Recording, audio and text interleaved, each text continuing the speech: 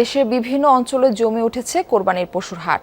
তবে সাধারণ ক্রেতার তুলনায় পাইকারি বা ব্যাপারীদের আনাগোনাই বেশি। দর দাম নিয়ে আছে মিশ্র প্রতিক্রিয়া, তবে বিক্রি নিয়ে এখনো সন্তুষ্ট নন কৃষক ও খামারিরা। রেইনবো অ্যাক্রোপ্লাস্টে অ্যাক্রিলিক এমালশন থাকায় মুছে ফেলা যায় যে কোনো দাগ সহজেই। Rainbow Paints. কালো নাকি লাল, বড় নাকি মাঝারি, কোন গরুর কত দাম?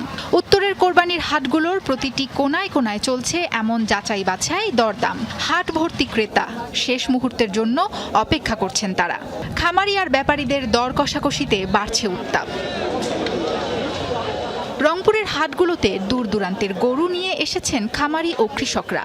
সঠিবাড়ি, বেদগাড়ি, খানসামা, বড়বাড়ি সহ বিভাগের ৫ শতাধিক স্থায়ী অস্থায়ী হাটে এখন গরু আর ব্যাপারীদের ভিড়। চট্টগ্রাম, কুমিল্লা, খুলনা, বরিশাল সহ বিভিন্ন জেলা থেকে আসছেন ব্যাপারীরা। পাইকারি ক্রেতারা বলছেন গতবারের তুলনায় মন প্রতি ৩ থেকে ৪ হাজার টাকা বেশি দাম পড়ছে। অন্যদিকে খামারিদের দাবি গরু বেচে গুনতে হচ্ছে লোকসান। দাম একটু বেশি এবার গায়ে, মানে যেটা ১ লক্ষ টাকা গরু হবে সেটা চাচ্ছে ১.৫ লক্ষ টাকা, ১,৬০,০০০ যাচ্ছে।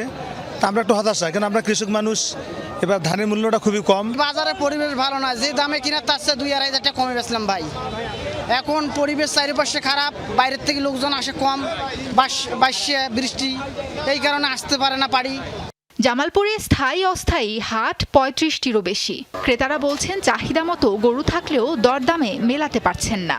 একটু আগে ভাগে আসছি কত যাতে দেখে শুনে কিনতে পারি, কিন্তু বাজার এখনো স্থায়ীভাবে পাইতেছি না।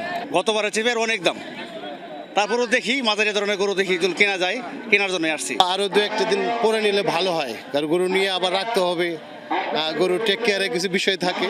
চুয়াডাঙ্গার হাটগুলোও ক্রেতা বিক্রেতার হাক ডাকে মুখর। জেলার ৫টি স্থানে বসেছে স্থায়ী হাট। এবারের হাটে বড় গরুর চাহিদা কিছুটা কম। দেশীয় জাতের মাঝারি ও ছোট গরুর পাশেই ভিড় বেশি। দাম নিয়ে রয়েছে ক্রেতা বিক্রেতার মিশ্র প্রতিক্রিয়া। বাড়ি পরে দাম হইল ৭০,০০০, হাটে এসে বেচলাম ৬০,০০০। গরুর বাজার একটু কম। এসছে না, বেচলি বেচা আসছে না, এই দাম। গরুর চাপ বেশি, খদ্দের কম, মানে খাদ্যমালের দাম বেশি হওয়ার কারণে গৃহস্থরা গরু ছাড়তে যাচ্ছে না। নওগাঁয় ক্রেতাদের পছন্দের শীর্ষে দেশি জাতের মাঝারি ষাঁড়। চাহিদার তুলনায় দ্বিগুণ পশু প্রস্তুত করেছেন এখানকার খামারিরা। সরবরাহ ভালো থাকায় ক্রেতারাও বেশ খুশি, তবে বাজার দর নিয়ে অসন্তোষ খামারিদের। সিলেট মিলেটে হাওরগুলো ডুবে গেছে তো, যার কারণে গরু কম টানতেছে, যার কারণে এখানে গাড়ি নাই, যার জন্য বাজারটা কম। বেচা কেনা নাই, খুবই বেচা কেনা খারাপ, বাইরের কোনো ব্যাপারই নাই।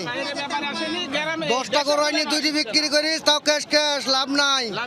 কিশোরগঞ্জে কোরবানির হাটে সাড়া ফেলেছে মহারাজা আর রাজাবাবু। বিশাল দেহি এই দুই ষাঁড় দেখতে ভিড় করছেন ক্রেতা দর্শনার্থীরা। খামারিরা বলছেন লালন পালনে ক্ষতিকর স্টেরয়েড ব্যবহার হয়নি। ভালো দামে বিক্রির আশা তাদের।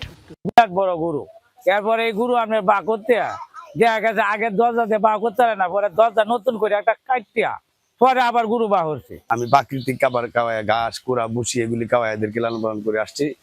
আমি এখন তো সামনে ঈদ আসছে, আমার গরু দুটো চাচ্ছি বাজার মূল্য দামে বিক্রি করার জন্য। প্রশাসন বলছে পশুর স্বাস্থ্য তদারকিতে হাটগুলোতে সজাগ কৃষি কর্মকর্তারা।